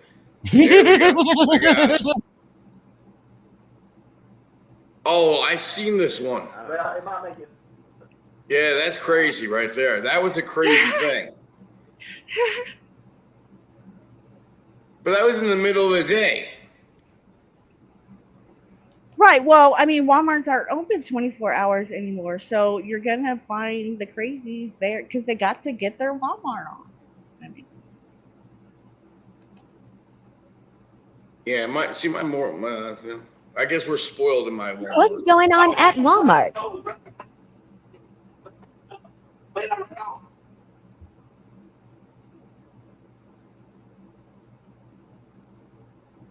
This is why you need to carry a lasso with you at all times.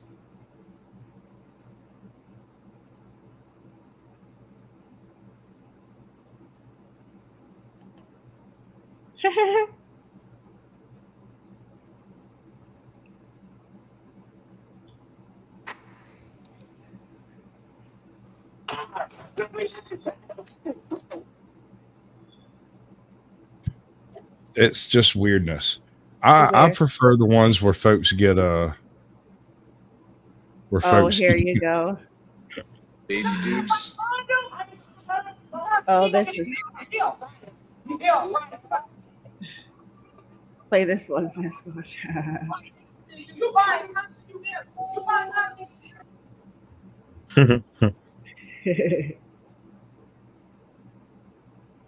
The one I just did. I posted. Play that one. No, that Yes. didn't happen. It did happen. No, it didn't. Yes, it did. Man, I'm gonna have to go And to no my. one said anything? I would trespass them.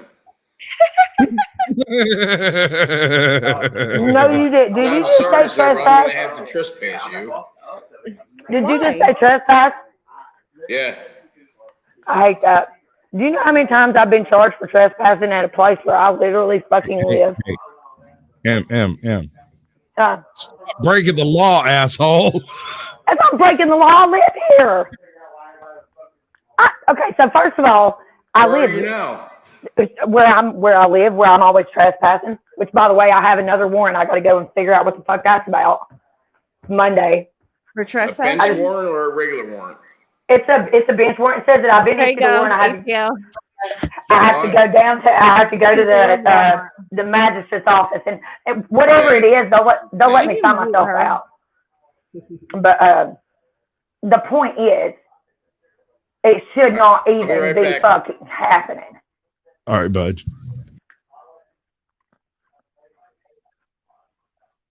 It's far too short. It's like married sex. Anyway, But if it was serious, they'd serve me. They'd serve me to my face with it. If it was you're not like, wrong. I'm strongly of the opinion that if a cop has a warrant and he's not serving it, I'm not going to pretend like he is. What do you mean? Well, like I said, why would we act like this is a problem until it becomes a problem, right? And if a warrant's not being served, then why are we having a conversation? Well, I mean, I got a letter in the mail that said I had been issued a warrant, and I have 3 days within receiving that to go to Buncombe County Magistrate's office and inquire about that said warrant. They will not tell you over the phone either what your warrant is for. That's not good. But in the past, when I had a restraining order taken out on me by my ex, my baby's dad, they served me with that when I was coming out of the courthouse. And if it was something like that, they would have served me at court when I left jail. You would think so, but that's not always the way that works out because bureaucracy sucks. It's probably property damage or something stupid like that. Stop breaking shit. Quit going to Walmart and sleeping out. Yeah, stop breaking the law, asshole. Breaking the law, breaking the law. The thing is, I got to be honest. That smoking auditor, Harvey Freeberg just made somebody. Yeah, Scully. Yeah. That was the best advice I ever got from Liar Liar. What? Breaking the law, asshole. Changed my life.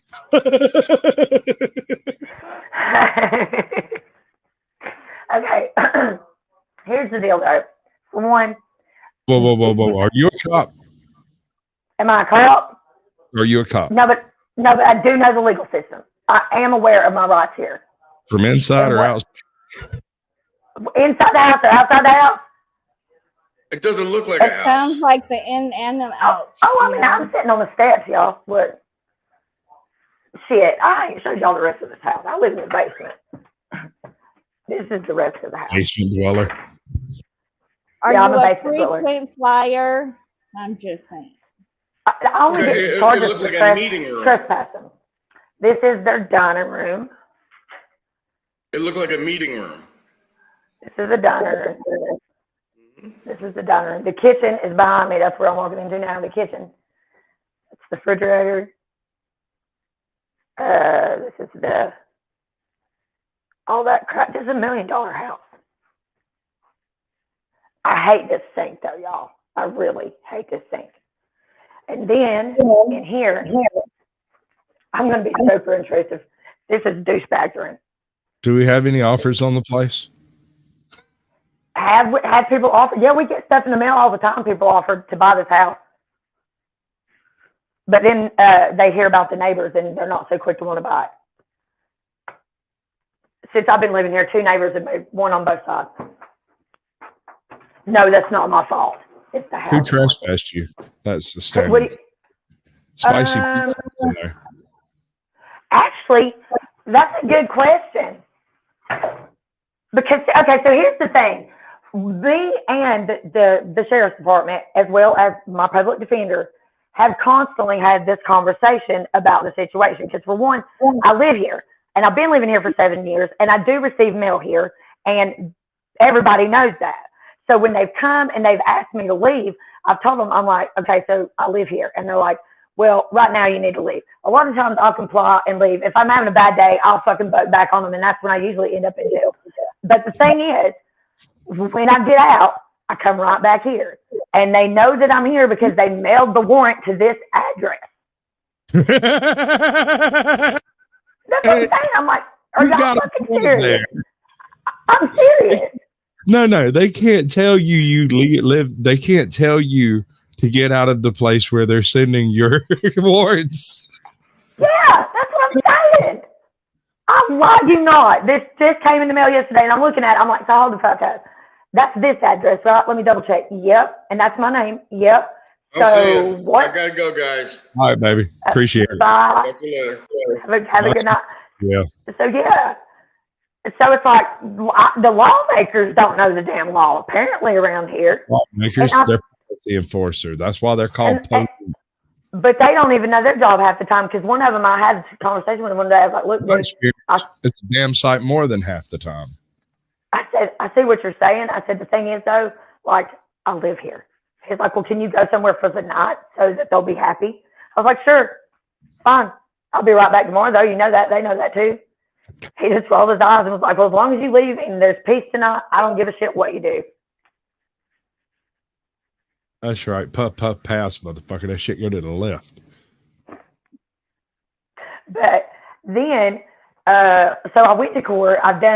Took care of all of that, all the legal issues that I had before, all that stuff took care of. Yeah, I heard AJOT.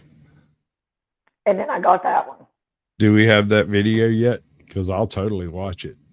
What video? I'm watching the live where the cops are. I was trying to find the spot where that incident actually happened, but Right, I'd like to see that.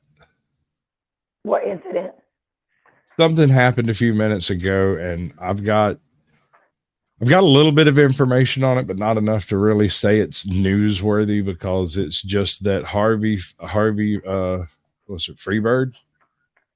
Freebird. yeah. I mean, Harvey he has a cut on his nose and everything. Oh wow! He maced somebody and did the thing. Are you coming in, or are you staying backstage?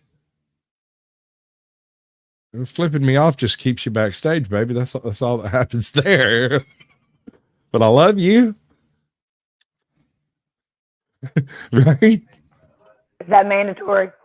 He's going to come in? Oh, God. I'm just kidding. He's not that bad. You got something to say? Fuck you too. I mean, Suck my balls. You're fire warning right now. So You're I may bail out fast again. You've been playing with matches again, Carrie? I told you not to do that. It wasn't me this time. Oh. It was not me this time. Right. No. Not I just gave you the matches. That's all. What's up, no, Jeff King? Good to see you. Harvey got assaulted and maced someone. Yeah, no, I knew he'd maced someone, but I didn't know. I don't know why. I don't know what the circumstance is. I'd like to see the video before I make any judgments.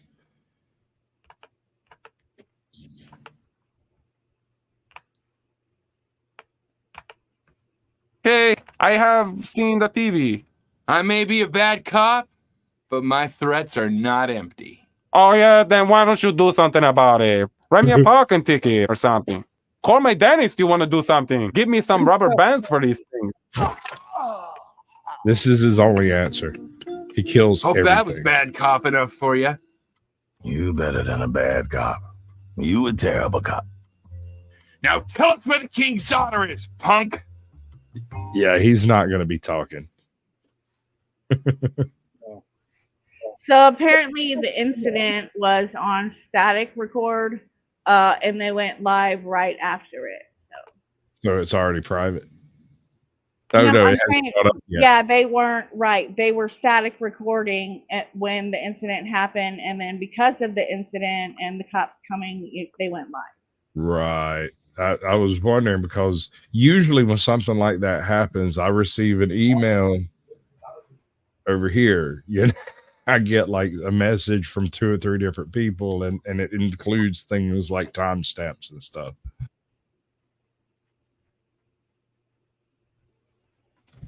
And then that's the way I usually do it. But since the timestamp didn't show up, They're searching Harvey right now.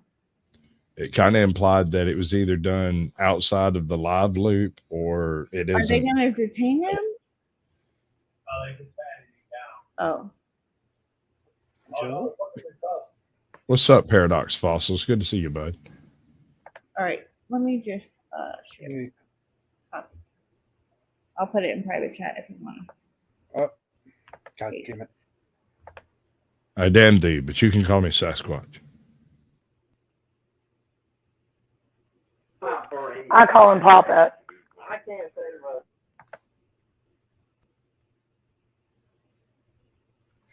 Hey. Douche. Yeah, bud.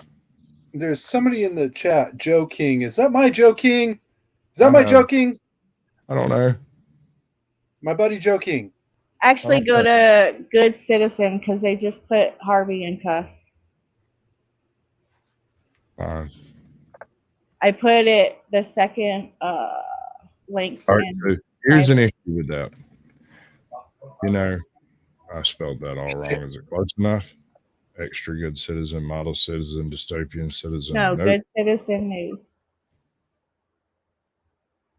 Spell citizen. No, you got citizen right. Good Citizen right there, the top one. There you go. We are going livey. Bam. So if you go back just a little bit, you'll see him putting cuffs on Harvey. A little bit or a lot of bit? A little bit. Oh, no, that's a lot of it. No. Yeah, that's what I'm asking. A little bit. A little bit. Okay, we're going to back up to there. Move forward. Children. Go forward. Children. Right there. And then they search him and him. And the guy that assaulted him is not in cuffs. Of course not. Oh, hey, bud. No, I don't think that's your Joe King, bud. If he's coming from 007, that's most likely either Emma's or mine, or maybe Richie's. I don't know who claims who or how that works. I think it's a very incestuous relationship we all have, subscribing to each other. It's very weird.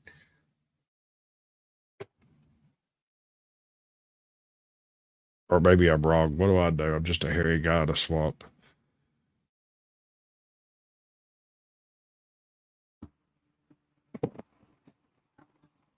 Yeah, we got nothing there. All we can hear is machine sounds.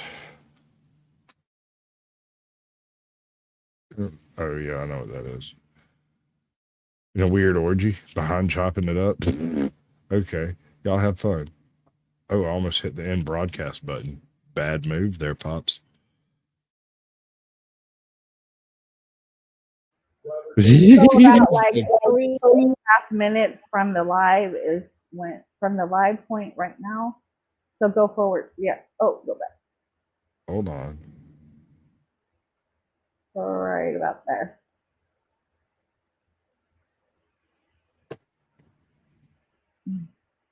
Man that's in that car, obviously. But one thing I want to say is when this cop pulled up, this guy's got no front license plate. And per Texas state law, you're supposed to have front and back license plates visible at all times.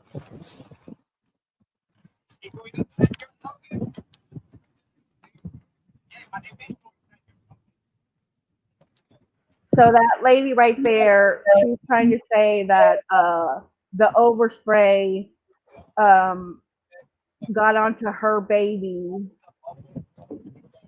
Oh, we're manufacturing. Don't resist, charges. buddy. Don't resist. Yes. Perfect.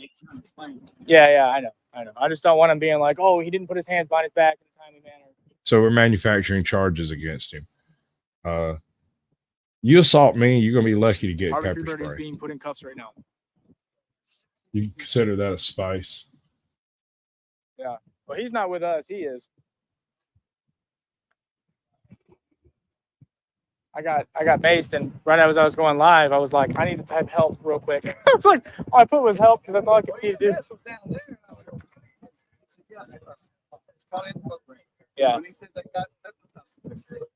Yep. Yeah, you know how we do, dude. We don't fucking touch nobody. No, he's being. Harvey is being detained at this current moment. He's not being under arrest. But he's put in handcuffs and put in the back of the car. The other guy is detained and just sitting freely in the back of a car. The one that assaulted. Right. Well, I'm going to say it again, because if you come at me and you catch pepper spray, you are a very, very lucky man. You come at me and catch a taser, very lucky man. Very lucky individual. You should play the lottery as soon as you get done with it. Because I totally grabbed the wrong piece.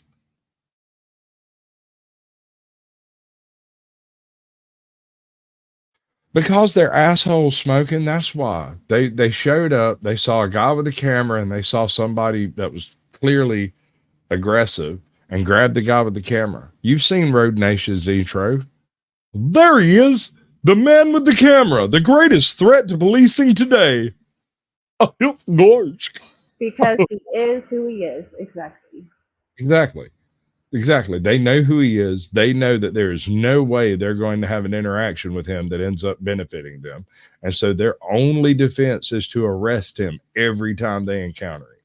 So if he's involved with anything at all, anything, they lock him up first. Why? Because they hate him. It's all just multi-tiered retaliation. We call it lawfare. The idea is to try to bog you down in so much court bullshit that you can't be in 3 places at once.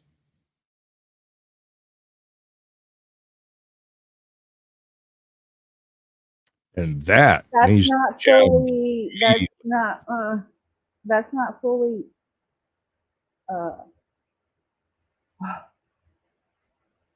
Before I say anything, I gotta relook it up. We just talked about it. It's not. Yeah. Check. Because sometimes we're not always right. Just because we stayed at a Holiday Inn Express last night and happened to be a YouTuber doesn't make us correct. Sometimes. I know somebody that owns one.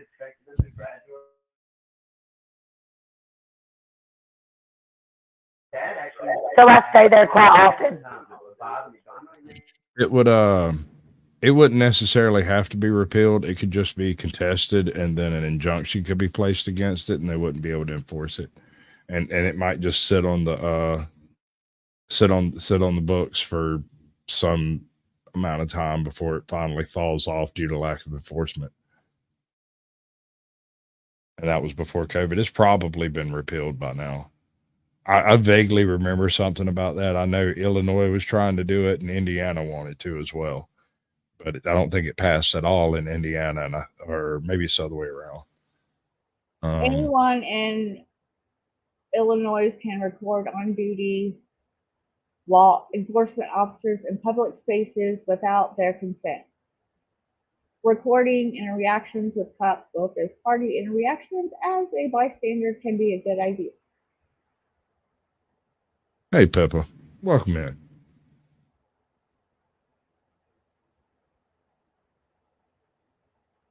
They put the victim in the back of the squad car in cuffs, which is Harvey. Harvey is the victim, and the aggressor is sitting without cuffs in the back of this larger squad car. They put the guy that's not as big in the back of a larger squad car with more legroom, and they put a big guy, 6'4" tall man, in the back of a tiny little Charger. But it is illegal to record police. The guy that's running around here with the. Say that again. It is illegal to record police in private and when they are off duty without their permission. That's what it But correct me if I'm wrong. Illinois is a two-party consent state in the first place, so it would be illegal to record you without your permission in private. I would think so.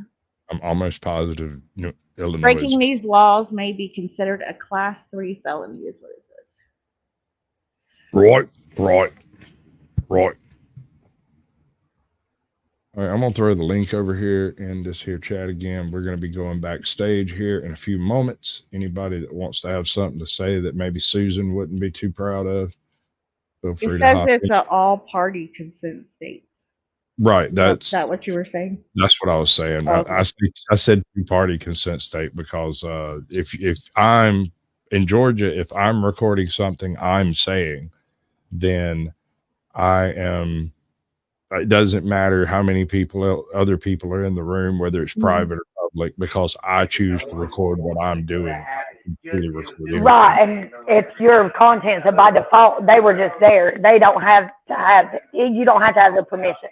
Right. But if I'm going to someone's home and I'm going to be recording some stuff, it might behoove me to have that guy's permission to record in his home. Because that's a little different. Yeah. Private property in general. I definitely do have permission for that, without a doubt. They fully know that I've always got the camera on all the time. I got you, Carrie. I'll bring it up in a minute. Let me do Like the thing. almost all the time. Yeah, do the thing. All right. Wait. Yeah, Lorenzo. We can do the thing. Everybody say hoochie boochie, bye bye, gone, go glory. Hoochie boochie, bye bye, God. What? Close enough for government work. You did good. That's Ember's Mad World. Go and subscribe. Your turn. Huh? Are you not playing hoochie boochie, gaga, bye bye, glory? I don't know what you. I don't know. Good try. Thank you for playing. All right, ladies and gentlemen, that's the end of this show tonight. I'm going to do this little button thing over here, but it's going to be a totally different one. We don't do the same one twice. I don't think. Let me see. Which one's it going to be? Nope. Where's the outro? Is that the one? No, that's not the one. Is that the one? No, that's not the one. Oh, bother. We'll go with this.